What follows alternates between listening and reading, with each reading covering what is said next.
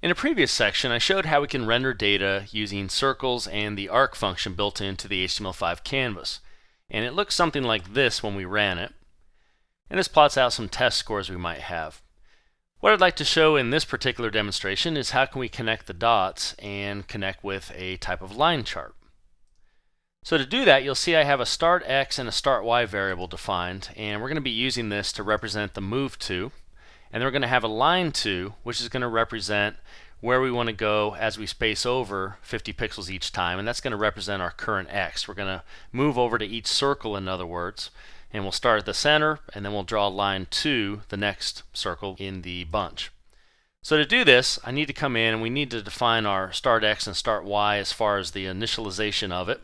So we have it as 0 right now, but what I'd like to do is say if start x equals 0, then let's go ahead and just assign it to an x variable, and x you can see is just current x. So start x equals x, and the same thing, if start y equals 0, then start y equals the y. That way we have our move to point, and that's really what this is all about. This is going to be our move to point. Then we're going to have our line to we'll do, and we'll combine this all together. So we're going to start off as normal by beginning a path. I'm going to set a stroke style here. I'm going to do red just to show where these lines are going and how they're not going to overlap with the circles.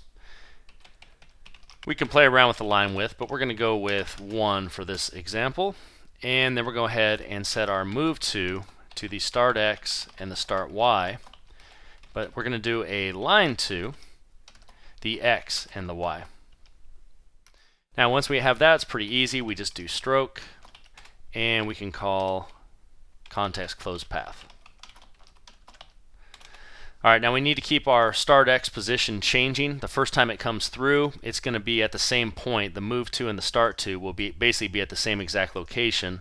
But then we're going to have the start x and start y remember their locations of where they were. So we're going to assign these to the current x plus, because the arc that's being drawn here, the radius is 10, I'm going to add on 10 pixels to where the line starts. Otherwise the line will overlap as it renders on, it'll go on top of the previous arc.